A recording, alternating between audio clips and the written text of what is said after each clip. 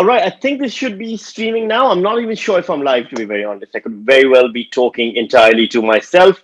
I'm hoping someone from management or organization can right now put in the chat window whether or not I'm just putting out a monologue into a silent room. But if you are being able to see me, welcome. I'm not sure this is much of a treat for anyone. My name is Sami Shah.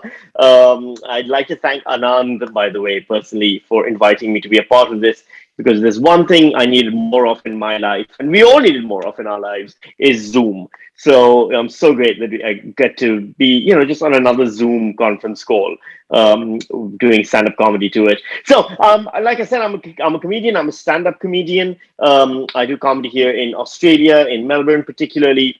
I didn't start off in Melbourne, as you can probably tell from my accent. I am originally, and the rest of it, I'm originally from Pakistan. I moved here in 2012. Before that, I was in Pakistan working as a comedian and a journalist. I was once interviewed by this reporter. She was in Pakistan. She was working for, I think, NPR or something. And she found out I was a comedian, and she was so interested. And she goes, "Oh my God, I didn't realize there was stand-up comedy in Pakistan." And I had to tell her that laughter isn't a Western construct. They didn't come up with that. It's pretty universal. But I lived there for several years. Then finally moved across to Australia. A lot of people ask me why I left Pakistan, and I realize that those are people who don't know much about Pakistan. The reason I left is because so I got held up at gunpoint. I don't know if you know this about Karachi. I'm from the city of Karachi. You see, Karachi is a city of 26 million people. Australia is a country of 24 million people.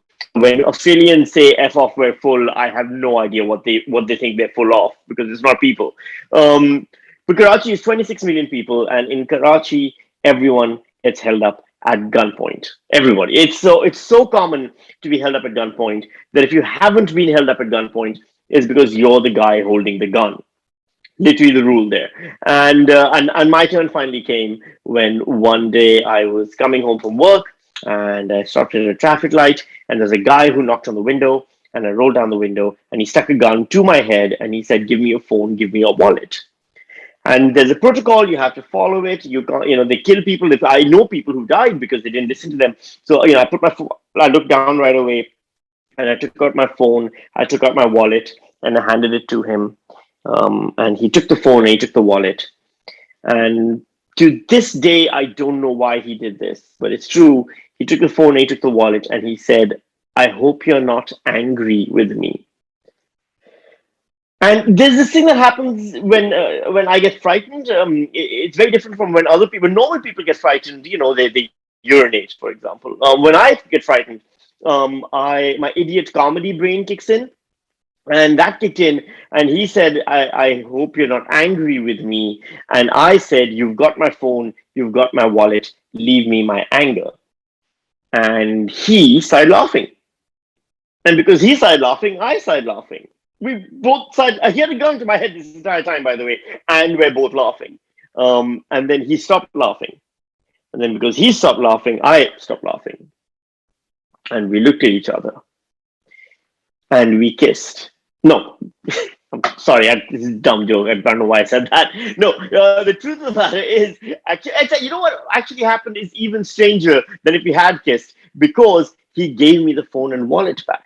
He did. He gave me the wallet back. He said, I don't, because I got confused. I was like, "What are you doing?" He said, "I have to do this. You're a good guy, and I'm not going to do this to a good guy. I have to do this robbing thing because if I don't, there are people who will kill me, but I'm not going to rob you. You're a good guy." And he gave me the phone and wallet back. And it was an amazing moment. I think what happened in that moment is comedy broke the facade. The facade that's created that he's the thief, I'm the victim, and that's the facade we believe in. And there's a moment where we laughed, and laughter is a human reaction. And because he had a human reaction, he stopped seeing me as a victim. He started seeing me as another human, and he couldn't bring himself to do this to another human being. Either that or he's the worst judge of character ever. I don't know what I prefer, but it was amazing. And I watched him in my rearview mirror. I watched him just kind of walk away. and go to the car right behind me and hold them up. Not my problem. I can't do jokes for everyone. I just left as soon as the light turned green. And I realized I was trying to leave Pakistan, and I migrated to Australia. I applied for immigration, and the immigration department quickly processed it 4 years later. And I ended up in a town called Northam. It's in Western Australia.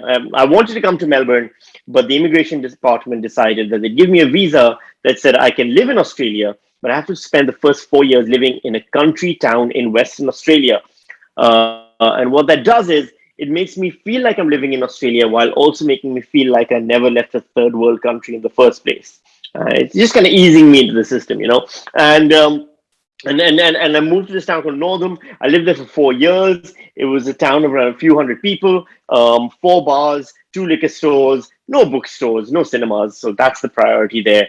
But I lived there for 4 years, and then I finally, after 4 years, I migrated to Australia. Yeah, I migrated to Melbourne, really, which is like you can might say I migrated to Australia because it was the modern Australia, which is Melbourne. And I came here in 2000 and end of 2015. I moved to Melbourne, and I've been here ever since. And you know what? It's now 2021. It is 9 years since I moved to Australia. 9 years since I came to this country, and I can now honestly and truly say, after 9 years in Australia, that I really wish I'd migrated to New Zealand instead. It was a bad choice. It's my fault. No, I know I'm not supposed to say that. I'm an immigrant. I'm supposed to sound grateful all the time. But you know what it is? I'll tell you. It's because we have terrible conspiracy theories. We don't have good conspiracy theories in Australia. You can tell a lot about the imagination of a country by the quality of its conspiracy theories, and ours aren't good. America has great conspiracy theories. Americans' conspiracy theories are there's UFOs in Area 51, or the mafia killed JFK, or healthcare is unaffordable, or conspiracy theories, fantastical things like that. Australian conspiracy theories are, here's the most recent one, right? It's remember when Daniel Andrews said he hurt his back? He didn't. And that's the whole conspiracy theory. And when you ask them why, they're like, oh, he wanted sick leave. That's the extent of the Australian imagination, is a man lying to get sick leave. Like, that's our entire conspiracy theory. It's embarrassing. And the Australian dream is no better. The Australian dream isn't an American dream is to be a Hollywood superstar and to be a billionaire. But the Australian dream is to own a house. We just want to own a house.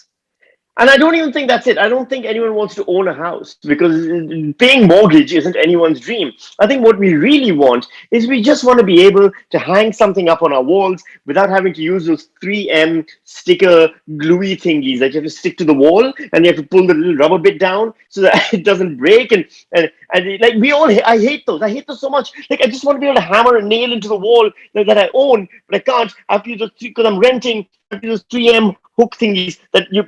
If I have to use them one more time, I am going to hang myself with those 3M hook thingies. I'm going to need at least 5 dozen of them, and they'll get humid and they'll all fall off the wall, and it won't work. But I think that's basically the true Australian dream. And frankly, it's kind of embarrassing. But I'm here now. I've been settled in, and I've been making a life in Melbourne, in lockdown, doing Zoom comedy shows, which I hope you enjoyed. My name's Sami Shah. Thank you very much.